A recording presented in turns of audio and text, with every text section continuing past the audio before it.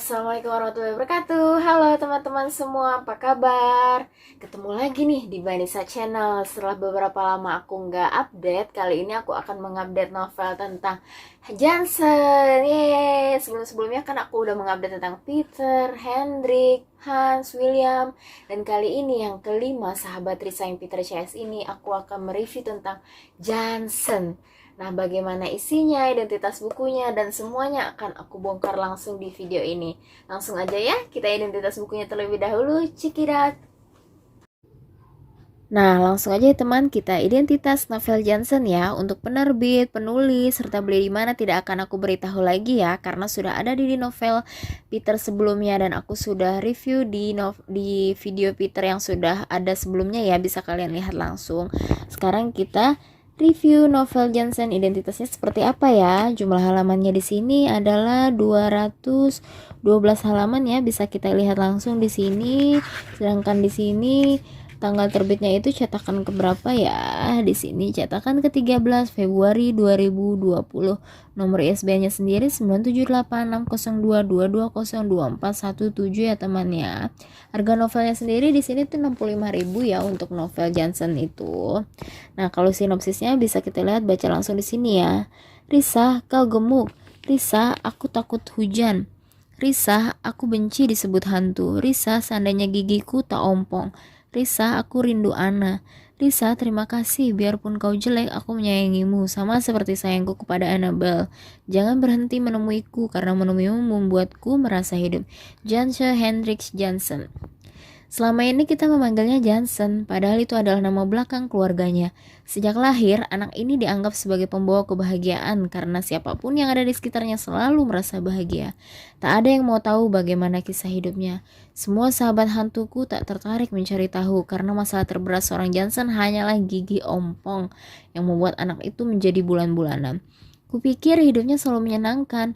Kupikir harinya selalu dipenuhi tawa. Ternyata aku salah. Anak sekecil dan selucu dia harus menghadapi banyak masalah hingga akhir hidup. Selamat datang di kehidupan si hantu ompong favoritku.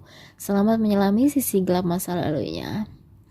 Nah, sekarang langsung aja ya kita mereview buku dari Johnson ini sendiri. Hore, yeay. Kita lihat langsung, check it out. Nah, kalian sudah lihat kan bagaimana identitas dari novel Johnson ini sendiri. Langsung aja ya sekarang kita bedah isinya seperti apa ya. Di sini diceritakan dari seorang ayah bernama Gerald Johnson dan ibunya bernama Marthaus Johnson. Di sini mereka mempunyai 3 orang putri bernama Maria Elizabeth, terus juga bernama Angel Annabelle Johnson, terus juga bernama Margaret Rena Johnson. Di sini mereka 3 orang kakak beradik. Yang anak pertamanya itu si Elizabeth ya.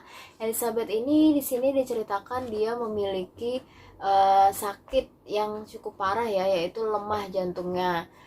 Mereka pindah semua ke Batavia. Awalnya itu adalah ayahnya ini seorang pedagang untuk pemasok baju-baju serta sepatu dan perlengkapan militer lainnya, tapi bukan persenjataan ya gitu.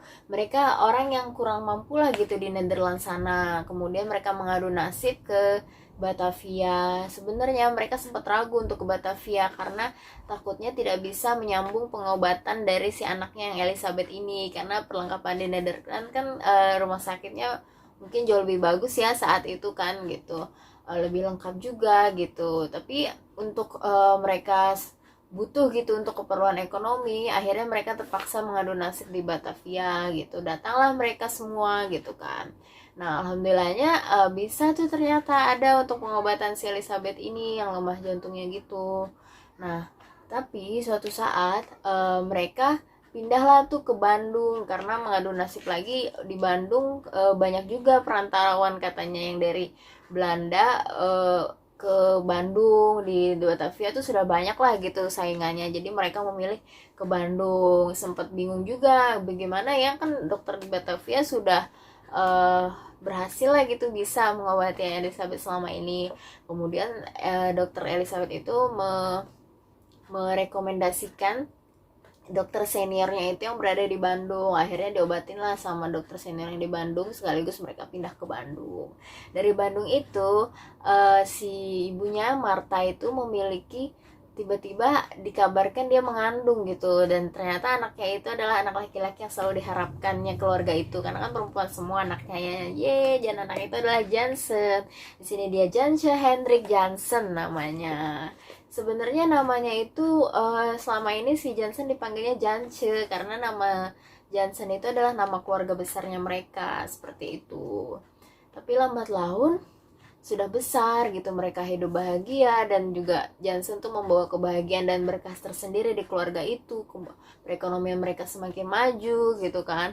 Akhirnya Jansen tuh sudah mengerti, mereka selalu diledek kalau Janse itu nama seorang wanita gitu, padahal artinya itu bagus sebenarnya. Tuhan memberikan kasih sayang lah, intinya kayak gitu, Tuhan maha pengasih gitu artinya. Tapi dia tidak suka dipanggil Janse, dia meminta tuh untuk mengganti nama kepada ayahnya si Geralt itu. Nah, kata ayahnya, tidak perlu kamu ganti nama, kau pilih saja dari nama tigamu itu, nama depan, nama tengah, atau nama belakang, Janse, Hendrik, atau Jansen. Terus si Jansen dengan teriaknya begini, aku Jansen saja, aku lebih senang dipanggil Jansen gitu, mulai sekarang kalian semua harus manggil aku Jansen, jangan Jansen lagi, seperti itu gitu kan. Nah, dari situlah mereka emang udahlah hidup bahagia, makin makmur, makin happy lah gitu. Dan keluarga ini tuh tidak membedakan antara Irlander dan juga orang Nederland ya. Banyak sih yang sangat mendiskriminasi orang-orang Irlander, tapi keluarga ini tidak, karena mereka pikir hidup di negara jajahan suatu saat pasti mereka membutuhkan juga gitu orang-orang Irlander ini, jadi mereka saling menghormati gitu. Banyak yang suka dengan keluarga ini gitu, seperti itu. Nah, suatu saat anak keduanya ini, ketiga ya, si Rena ini, dia memiliki seorang teman kenalan gitu, namanya Robert. Robert ini pindahan dari Surabaya. Dia pindah ke Bandung itu karena mengikuti tugas dari ayahnya. Nah, keluarga Groningen namanya, Robert Groningen gitu kan. Nah, awalnya si Robert ini tidak tahu kan gitu bagaimana di Bandung, dan dia disekolahkan di tempat yang sama dengan Rena. Kemudian si Robert ini menemui Rena di sekolah. Rena pun tidak kenal awalnya dan terus mendekati Rena dengan ayo antarkan aku keliling tempat ini gitu, atau keliling sekolah gitu. Aku tidak tahu daerah sini, dan nanti kau pulang antarkan aku ya gitu gitu kan. Karena Rena ini sangat baik hati dan dia tidak tega gitu, dan dia sebetulnya kenal keluarga Groningen tapi tidak tahu dengan anak-anaknya gitu. Ayahnya sering menceritakan teman ayahnya itu namanya keluarga Groningen gitu. Akhirnya dibantulah dia untuk diantar pulang. Lambat laun mereka ngobrol-ngobrol, awalnya risih gitu kan. Tapi dia lama-lama nyaman, si Robert ini orangnya baik gitu, perhatian, dan dia tuh merasa jadi nyaman gitu si Rena ini. Nah, setelah dari situ mulailah Robert dan Rena ini saling berpergian bareng gitu. Terus si Robert mulai sering ke rumahnya si Rena gitu kan. Nah, suatu saat Elizabeth cerita ke mamahnya, dia ngomong seperti ini gitu, merasa ingin ngomong gitu ke mamahnya, Mama, kalau aku dewasa nanti apakah aku akan punya teman kencan? Karena kan Elizabeth selama ini sakit-sakitan ya, dia lemah, dia tidak bersekolah, dia hanya sekolah di rumah gitu, private, memanggil guru private kan gitu kan. Kata ibunya, kenapa kau tiba-tiba menanyakan ini? Kan kau tahu Tuhan menciptakan makhluknya itu berpasang-pasangan, pasti ada yang saling berjodoh, katanya kan kayak gitu. Tapi si Elizabeth tiba-tiba ngomong gini, Mama, mungkin Mama bisa melihat dengan jelas bagaimana Rena begitu bahagia belakangan karena kedatangan anak keluarga Groningen itu ke dalam kehidupannya. Aku takut suatu hari setelah mereka jatuh cinta, mereka akan menikah lalu meninggalkan rumah ini. Belum lagi Anna lalu Jansen, aku merasa tak punya harapan untuk bisa melakukan hal yang orang lain lakukan. Hidupku hanya bergantung pada Mama, pada Papa, pada obat-obatan, dan pada kemurahan hati Tuhan. Nah, si Martha ibunya ini kaget dong dengar anaknya ngomong kayak gitu kan. Akhirnya si Martha ini ngomonglah ke Rena, kamu boleh dekat dengan si Robert, tapi kamu jangan sering-sering membawanya ke rumah ataupun menyinggung hal Robert di depan si Elizabeth ya gitu kan. Sedih lah tuh si Rena dari situ, merasa kok jadi kayak gini gitu, istilahnya kan kenapa dilarang-larang gitu. Ini semua untuk kebaikan Elizabeth, kasihan kakakmu gitu kan, dia tidak bisa istilahnya melakukan aktivitas yang sama seperti kamu gitu kan. Nah, Reina akhirnya merasa kenapa papa tuh selalu berkorban gitu untuk si Elizabeth. Sebelumnya mereka itu semua memaklumi kalau Elizabeth tuh selalu diberikan hal yang lebih gitu dibanding ketiga anaknya itu. Tapi mereka tidak ada cemburu sama sekali. Nah, lambat laun mungkin si Reina merasa hal ini privasinya dia gitu, kenapa tiba-tiba disuruh menjauh gitu. Nah, dari situlah si Rena melarang Robert untuk menemuinya kembali, bahkan di sekolah untuk pura-pura tidak kenal gitu katanya. Nah, Rena ini sendiri semenjak itu jadi sakit gitu, ditemukan di kamarnya dia pingsan, benar-benar sudah tidak sadarkan diri lama, dan Johnson lah yang menemukannya. Dan Johnson bilang, wah Karena meninggal mam, Karena mati gitu kan. Heboh lah, semua tuh merasa khawatir gitu kan. Akhirnya ibunya memanggil dokter yang biasa merawat Elizabeth ke rumahnya gitu, dipanggil. Ternyata Elizabeth itu juga kan dia punya penyakit ini ya, apa, lemah jantung, dan Rena pun memiliki gejala yang sama gitu kan.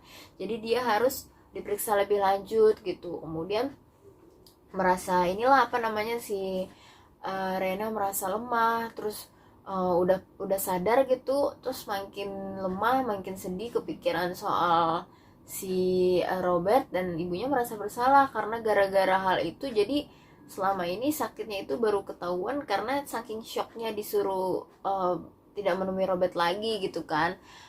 Dan si Elizabeth pun terus bertanya, kenapa mama, sebenarnya yang terjadi dengan Rena gitu kan, istilahnya ada apa sebenarnya. Terus si Rena akhirnya dia memuncak ke kesalahannya, dia ngomong gini, kau mau tahu apa yang sebenarnya terjadi? Mama mintaku agar tak berteman dengan anak laki-laki. Mama mintaku agar tak menyukai Robert lagi. Kau tahu apa alasannya? Alasannya adalah karena kasihan padamu yang selama ini tak pernah punya teman laki-laki. Betapa hebatnya kau, Lisbeth, bisa mengatur hidup adik-adikmu lewat tangan mama, kan gitu kan. Nah, Lisbeth shock lah dengarnya, sedih, ngerasa terguncang juga, dia lari ke kamarnya gitu kan. Terus tiba-tiba dia bercerita ke papahnya kan menyamperin dia ngomong gini, papa, apa yang terjadi pada Rena? Apakah benar mama berbuat seperti itu? Apakah aku ini jahat? Lalu untuk apa kalian pertahankan hidupku dengan susah payah gitu kan. Nah, Gareth bingung lah, dia mau bilang apa gitu kan istilahnya. Tapi dia mencoba untuk menenangkan si Elizabeth. Akhirnya tenang lah itu si Elizabeth. Kemudian si Rena di sini masih di kamarnya itu bersama mamanya, dan mamanya sangat terguncang sekali. Mamanya sampai ngomong gini, maafkan mama sayang, maaf jika permintaanku membuatmu sakit hati, aku sangat menyesal, jangan salahkan Lisbeth karena kata-kataku, dia tak tahu apa-apa soal ini, katanya gitu.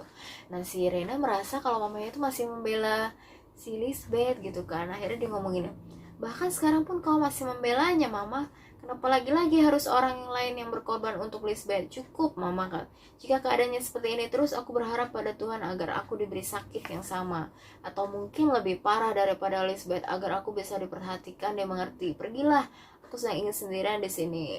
Mendengar itu langsung lah tambah sedih gitu kan ibunya kan. Dan ternyata kayaknya tuh omongan si Reina itu langsung kayak diaminkan gitu oleh Tuhan. Dan si Reina kasihannya dia memiliki sakit yang lebih parah ternyata dari si Lisbeth. Dia selain memiliki lemah jantung gitu kan, dan dia juga ternyata itu mengidap kanker darah gitu. Nah, suatu pagi ibunya menemukan si Rena itu pingsan dengan hidung bercucuran darah gitu kan. Terpaksalah mereka membawanya ke rumah sakit, dan si Lisbeth yang melihat hal itu pun ikut pingsan gitu kan. Jadi benar-benar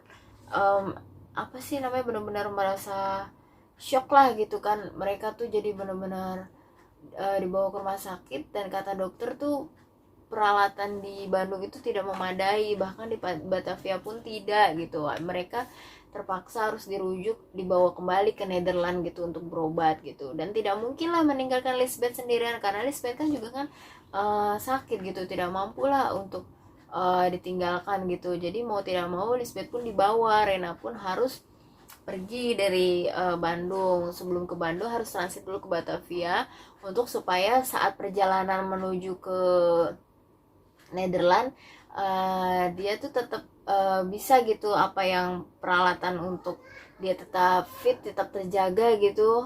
Misalkan kayak selangnya harus bagaimana gitu, itu tuh harus yang lengkap tuh di Batavia gitu untuk menuju ke Nederland gitu kan.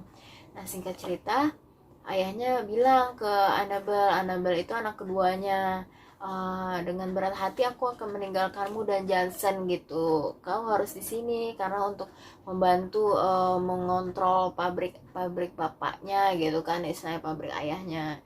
Dan si Annabel pun sedih lah, kenapa tidak membawa kami gitu kan. Tidak bisa karena di sini juga tonggak ekonomi kita gitu kan, kita harus memiliki biaya untuk membawa Lisbeth dan juga si Rena yang sakit parah ini gitu kan. Tapi Rena tidak apa-apa kan.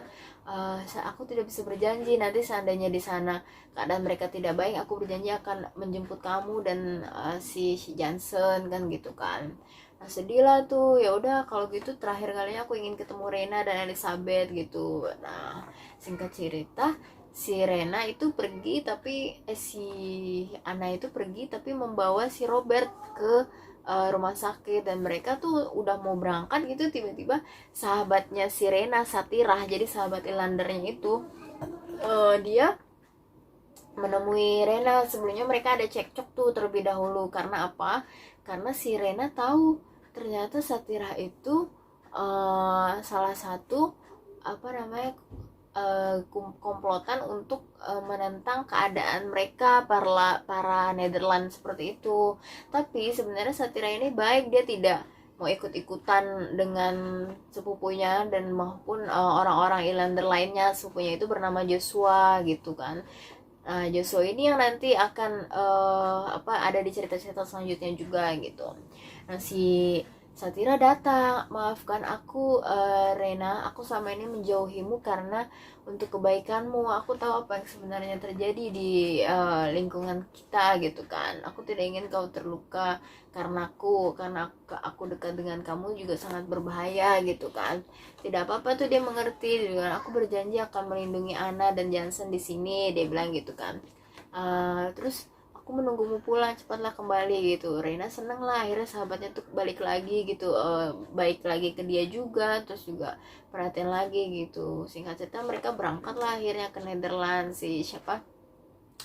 Si ayahnya, ibunya, terus Rena dan juga si Elizabeth gitu berangkat. Sedih lah si Anna ditinggal sendirian berdua aja dengan si Johnson gitu kan. Nah Johnson saat itu sedang tidur. Kemudian kembali ke rumah, dibangunkanlah Johnson.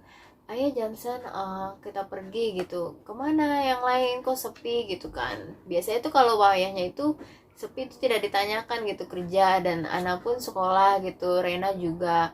Dan selama ini ada di rumah tuh ada Elizabeth sama ibunya doang, tapi kok nggak ada gitu kan. Dia aneh mempertanyakan hal itu. Mereka harus ke Batavia untuk berobatnya Rena dan Elizabeth, tidak tahu pulangnya kapan. Kita tunggu saja ya, kau akan baik-baik saja di sini denganku. Sementara ini aku tidak akan sekolah, katanya si Anna gitu. Aku akan bermain terus dengan kau. Aku akan sekolah di rumah private gitu kan. Wah senang sekali tuh Johnson karena ada teman mainnya di rumah. Selama ini kan dia bermain hanya dengan pembantu-pembantu inlandernya aja gitu kan. Nah singkat cerita, si Ana itu mengajak dia berjalan-jalan. Si Ana itu pakai baju pink, dari situlah si Johnson suka warna pink gitu kan. Nah dia suka warna pink, dia ngomong gini, mau kemana kita, dan aku suka sekali dengan bajumu, aku ingin memiliki baju yang sama denganmu, seperti itu kan. Nah ya udahlah mereka pergi berjalan-jalan gitu, pulangnya seneng banget. Dan si Ana pun membeli peralatan jahit gitu untuk membuat baju khusus untuk adiknya gitu kan. Nah tiba-tiba datanglah seorang anak laki-laki lebih tua gitu dari dia, namanya Joshua yang sudah aku ceritakan sebelumnya ya. Nah Joshua ini ternyata anak dari guru private yang sebelumnya mengajar Elizabeth. Dia bilang gini, apakah ada yang bernama Elizabeth di sini? Elizabeth itu kakakku gitu. Aku ini Anna gitu. Kenapa kau mencarinya? Oh aku menggantikan ibuku sakit, aku akan mengajarnya. Oh ya sudah, kau akan mengajar aku yang akan menggantikan Elizabeth gitu. Aku sekarang sudah private di rumah. Entah mengapa siapa namanya, si Ana ini merasa senang pada pandangan pertama gitu, dia merasa nyaman, terus merasa si Joshua ini ramah, terus juga kayaknya lebih dewasa dan berbicaranya itu sangat sopan kepada dia, pokoknya nyaman lah ngobrol, dan mereka sering bertemu di luar jam pelajaran juga dari situ. Tapi si Johnsonnya itu juga nggak tahu kenapa dia ngerasa nggak suka, kayak ada yang aneh gitu dengan si Joshua ini gitu kan. Joshua ini sendiri dia anak keturunan campuran, ayahnya itu orang pribumi asli gitu, ibunya itu orang Nederland gitu kan. Nah Joshua ini ternyata itu salah satu dari yang pemberontakan nanti gitu kan, orang-orang yang benar-benar jahat gitu. Beda dengan Sapphira, mereka hanya, kalau Sapphira hanya masuk aja di gitu ke dalam situ, padahal mah dia tidak ikut-ikutan hal seperti itu gitu kan. Nah udah seperti itu si siapa pergilah Johnson dan si Anna ke pabrik untuk mengontrol setiap bulannya gitu kan. Dan tiba-tiba ada Joshua di sana, dia seakan seperti bos gitu, mengatur ini itu, yang memerintah segala macam gitu kepada pekerja-pekerjanya. Dan Anna pun tidak sadar akan hal itu, dia merasa senang-senang saja karena mungkin dia sedang berbunga-bunga gitu kan. Tapi si Johnson pun menjauhlah dari mereka, dia ngerasa kesel gitu. Nah dia bertemulah dengan si Robert ini dan menceritakannya langsung ke Robert ketidaksukaannya dengan Joshua. Johnson pun berbicara lah hal itu. Robert pun oh seperti itu, ngerasa iya sih kayak ada yang aneh gitu dari gelagatnya gitu. Akhirnya Robert pun meminta waktu untuk ngobrol sebentar dengan Rena. Berbicaralah, apa yang sedang kau lakukan, kau harus terus berhati-hati dan jangan kau lupakan keluargamu. Apakah kau sudah lupa bagaimana kabar mereka, kau sudah ada kabar dari mereka belum, kau jangan lengah. Seperti itulah intinya gitu ngomongnya. Dan Ana pun baru tersadar akan hal itu kan gitu kan. Oh iya ya, agak mulai berubah tuh dari situ sikapnya ke Joshua. Dan si Johnson pun, si Robert pun izin untuk pergi gitu kan. Johnson pun nangis tuh, merengek untuk minta ikut gitu kan ke Anna. Dia meminta izin dengan supaya si Anna pun dengan terpaksa mengizinkannya, karena kalau tidak diizinkan ikut, si Johnson akan terus menangis gitu kan.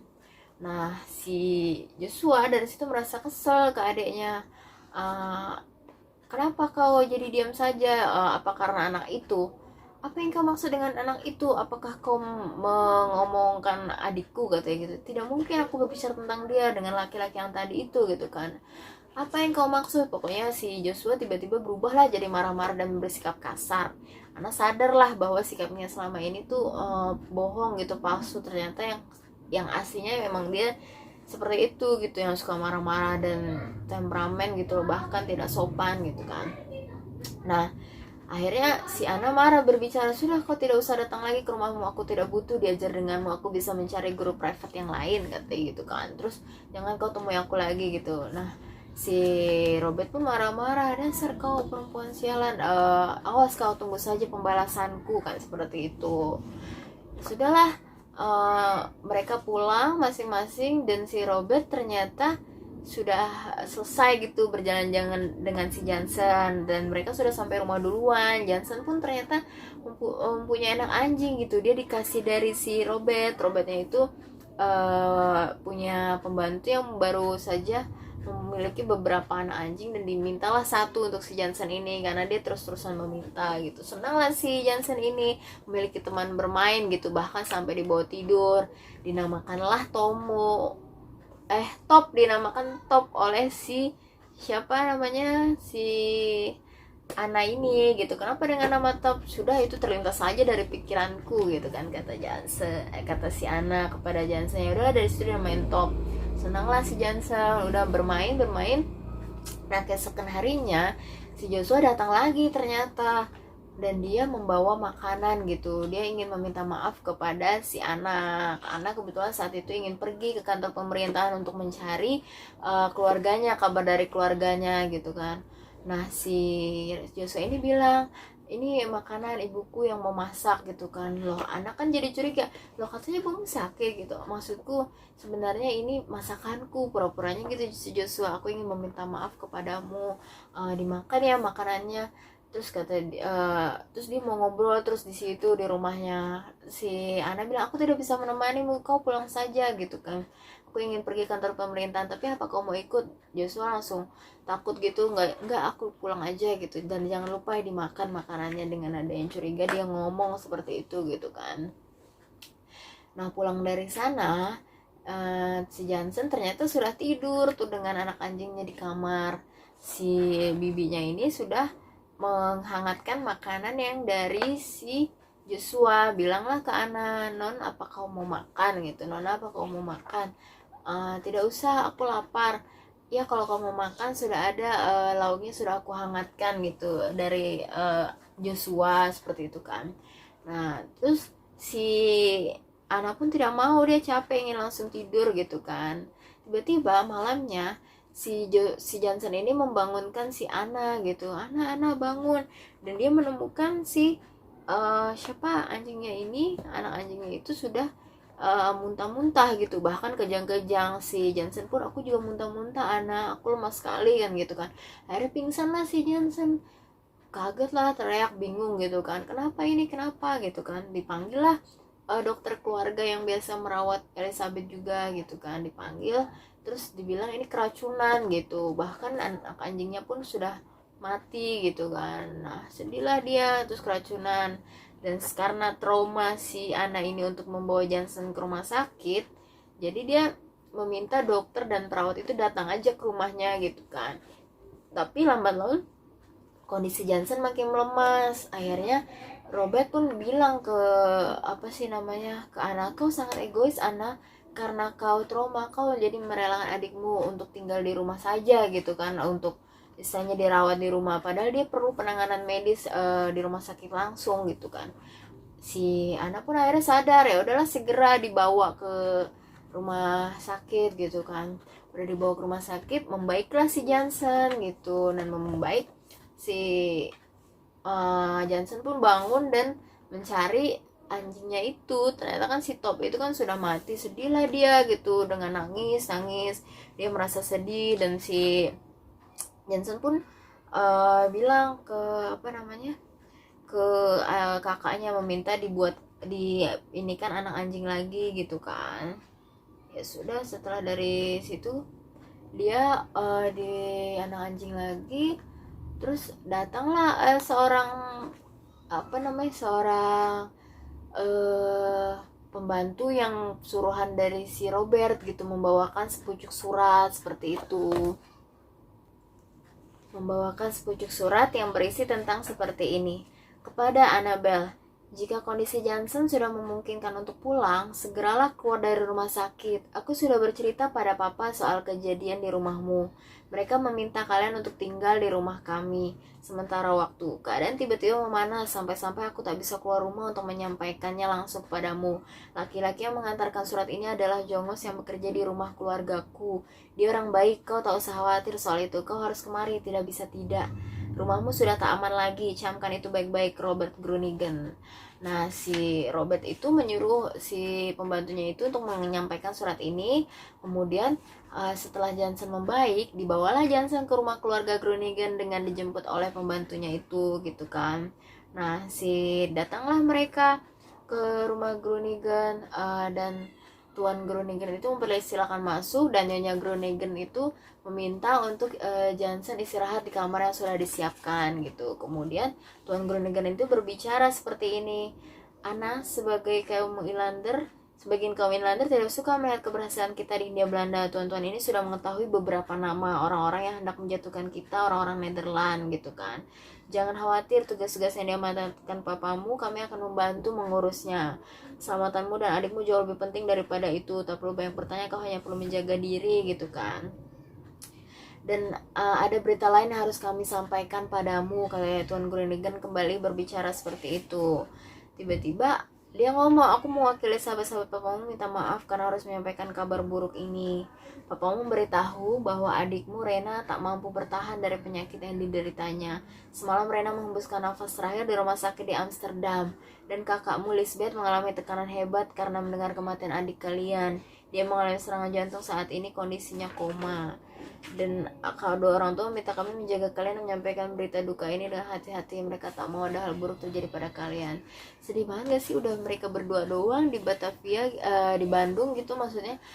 Terus tiba-tiba dengar kabar, selama ini kan ditunggu-tunggu kabar baiknya, ternyata dengar kabar Rena udah meninggal dan ternyata Lisbeth tuh koma gitu. Sedangkan keadaan di Hindia Belanda lagi memanas gitu, karena kaum inlander itu yang pengkhianat untuk apa sih namanya, mengkhianati majikan-majikannya yang benar-benar baik ke dia, walaupun tidak semua orang Nederland seperti itu, tapi mereka ingin memberontak gitu ke orang Nederland dan bekerja sama dengan Nippon. Nanti tuh Nippon akan datang gitu kan. Nah, sudah mulai memanas, mereka ingin kembali ke Belanda tapi tidak bisa gitu kan. Bahkan si Ana itu menangis menemui adiknya ke kamar, dan adiknya pun tahu, bangun dan ada apa Ana gitu kan, kau jangan bersedih. Dia tahu kakaknya itu lagi sedih, tapi entah karena apa jadi dia tidak banyak bertanya seperti itu.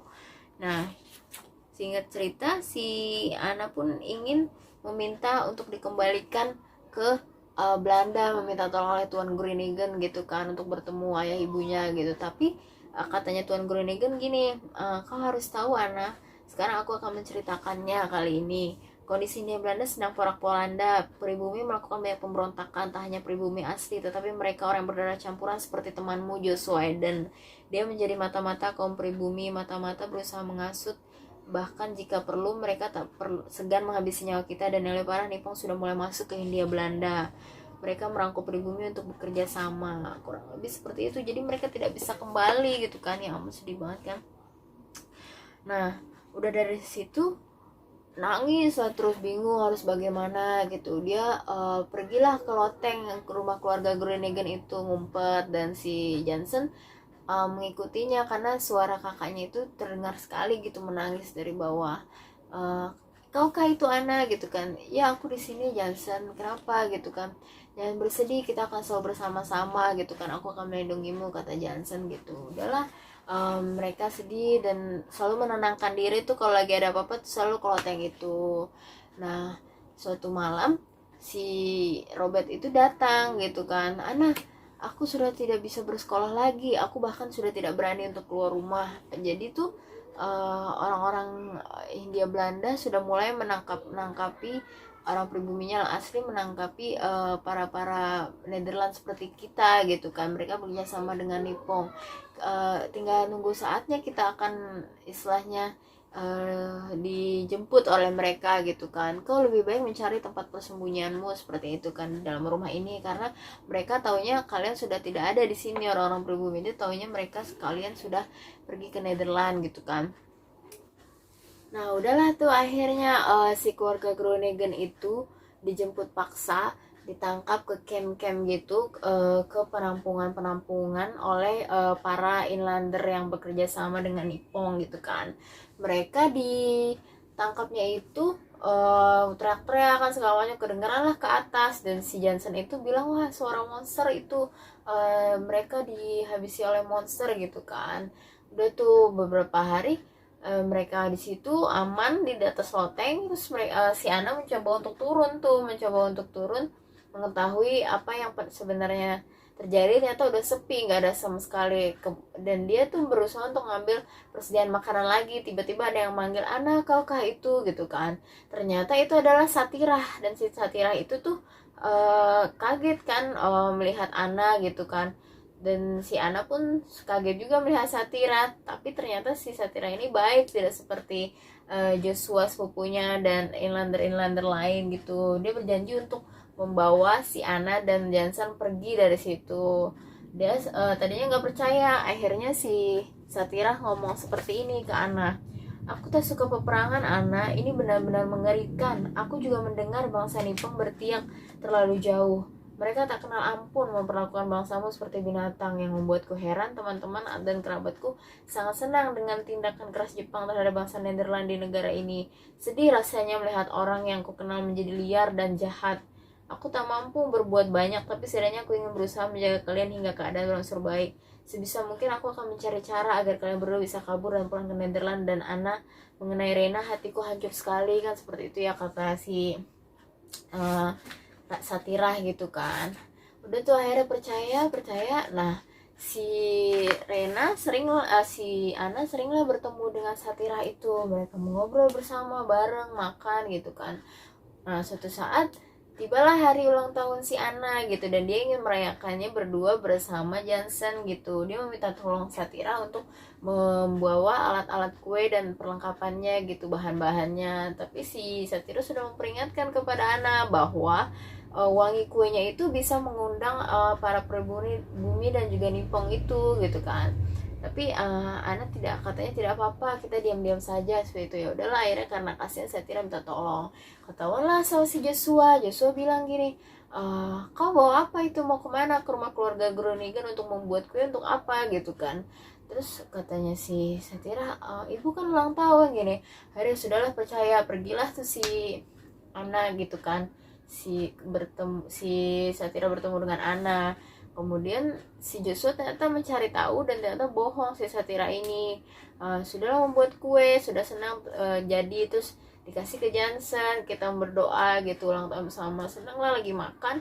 Tiba-tiba Joshua datang berteriak, Ana, keluar kau dari persembunyianmu, kalau tidak akan aku panggilkan Nippon, katanya si Joshua gitu.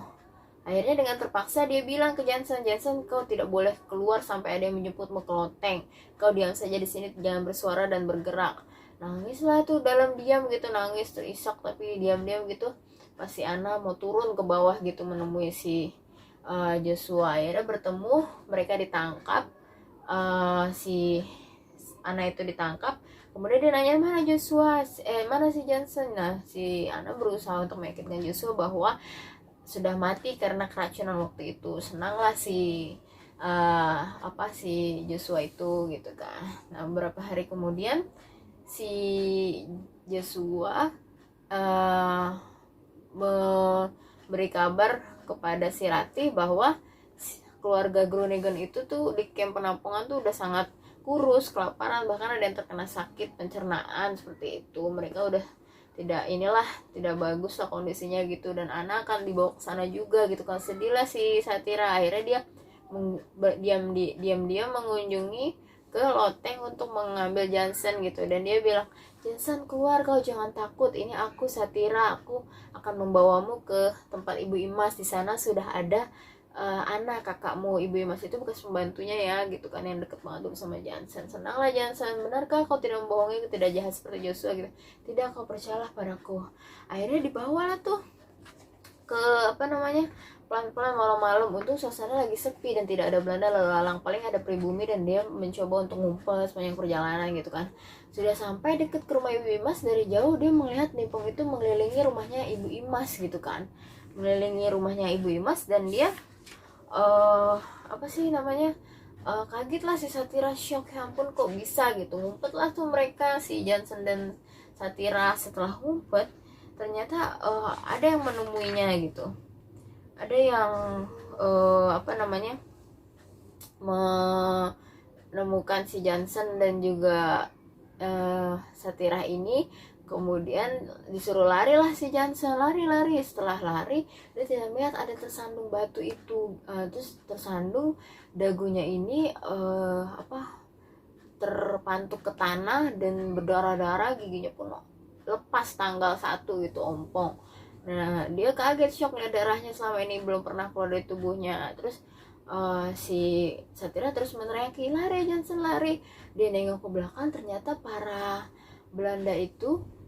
Jepang itu sudah lari mengejar dia dan membawa senjata tajam gitu, lari berusaha, tapi akhirnya tidak berhasil karena kan tidak bisa menyamai kekuatan larinya, kecepatannya si orang Jepang itu kan, orang dewasa itu gitu. Udahlah, akhirnya si Jansen meninggalnya dia. Anak itu berteriak, bangkit lalu kembali berlari. suara Satira yang berteriak menyerunya agar tetap berlari. Akhirnya Satira berdoa gini, entah seberapa jauh dia mampu berlari. Satira hanya mampu menutup kedua matanya sambil memohon kepada Allah agar memberikan jalan terbaik untuk anak kecil yang tak tahu apa-apa ini. Berikan jalan terbaik ya Allah, begitu ucapannya, dan Tuhan mengabulkan permintaan Satira. Mungkin memang mati adalah jalan terbaik bagi seorang anak bernama Jansen Hendrik Jansen. Jadi tuh Jansen akhirnya ya ditebas lah lehernya gitu. Kasihan sih, akhirnya dia malah nggak ketemu sama kakaknya Ana. Bahkan Ana pun sebenarnya mungkin masih hidup di camp penampungan itu. Jadi tuh kasihan banget, akhirnya malah si Johnson ini sendiri yang meninggal, sedangkan keluarga di Belanda kan masih hidup, kecuali si Rena itu dan si Elizabeth pun masih koma. Mereka belum ketemu. Si Johnson pun terakhirnya ngomong gini, Risa, kau tahu sendiri kan bagaimana akhirnya. Ternyata aku kalah kuat berlari dari mereka semua. Seandainya tubuhku lebih tinggi atau umurku lebih tua saat itu, mungkin aku akan berhasil kabur dan bersembunyi di tempat yang aman. Mereka benar-benar jahat. Orang-orang Nippon itu sepertinya bukan manusia. Rasanya sakit sekali melihat banyak darah keluar dari tubuhku. Untung Tuhan sangat baik karena tak membuatku hidup lebih lama untuk terus melihat darah bercucuran dari leherku. Tak terbayangkan bagaimana jadinya jika aku hidup lebih lama saat itu. Melihat darah yang keluar dari mulutku saja, aku sudah ketakutan setengah mati. Nyaris saja aku langsung pingsan. Saat itu aku merasa seperti tertidur dan tiba-tiba saja terbangun dari mimpi burukku yang sangat panjang. Setelahnya aku merasa jauh lebih baik. Saat terbangun aku kebingungan mencari Tuhan. Risa, mengapa aku tidak langsung bertemu dengan Tuhan ya? Tapi selain itu juga aku mencari Papa, Mama, Lisbeth, Rena, dan tentu saja aku mencari Annabelle yang sangat kukasihi. Sepertinya aku mulai mengerti, mungkin Tuhan akan menemui kami secara bersamaan saat kami semua sudah kembali berkumpul. Satu-satunya hal yang membuat aku kesal pada Tuhan adalah mengapa dia membiarkan gigiku ini ompong sebelum aku mati. Karena gigi ompong ini aku sering diejek oleh teman-teman yang lain.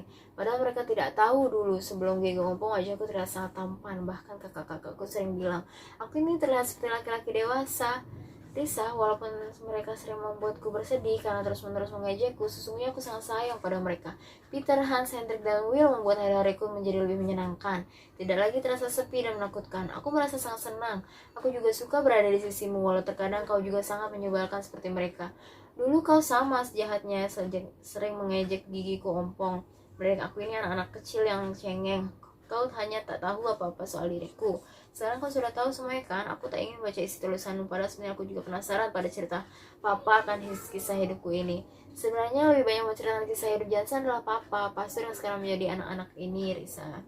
Maaf jika selama menulis kisahku aku selalu bermain-main soal tak peduli kepadamu. Kau mungkin sekarang mengerti kalau sungguhnya aku tak tahu apa-apa tentang semua yang terjadi ini. Yang kutahui pasti sangat sedikit dibandingkan yang Papa ketahui. Aku hanya ingin menguji kesabaranmu dengan minta banyak mainan. Gitulah yang Peter bilang padaku. Aku bisa meminta apa saja kepadamu saat kau sedang menulis. Maaf Risa, jangan marah padaku. Tapi memang kau ini pelit sekali, tak pernah memberiku hadiah. Oh iya Risa, terima kasih, aku senang sekali karena sekarang aku punya banyak teman yang menyayangiku. Aku suka sekali nonton film tentang kita layar lebar waktu itu, si Danur itu yang menjadi diriku sangat tampan persis seperti aku.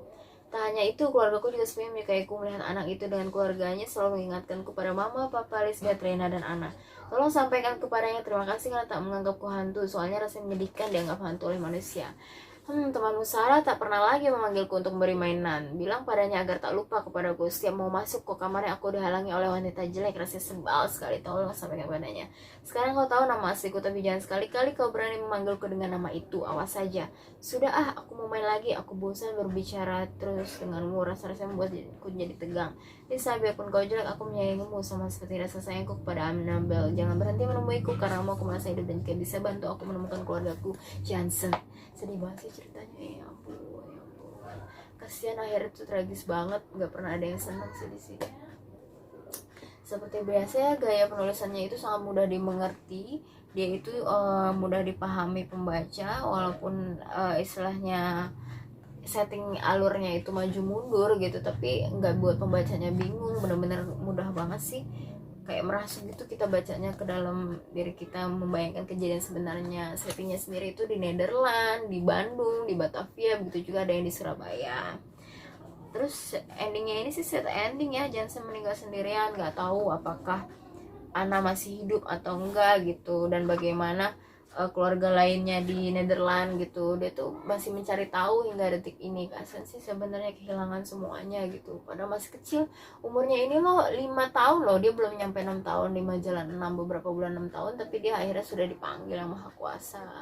dengan cara yang tragis, dan sebelum kematiannya itu dia jatuh dari giginya ompong. Dia menyesalkan akan hal itu katanya.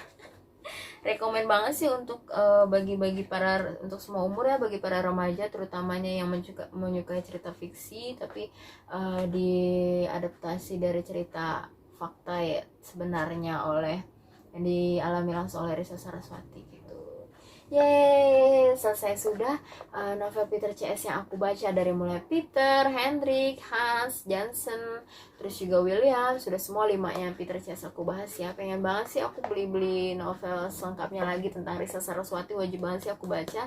Tapi setelah aku menghabiskan novel-novel ini ya, nanti seakannya akan aku review selanjutnya adalah dia My Bego Boyfriend ini yang akan aku review selanjutnya gitu. Jangan pernah bosan ya nonton reviewnya. Nanti kalau sudah tayang ditonton semuanya. Jangan lupa subscribe, komen, dan like. Dadah, assalamualaikum.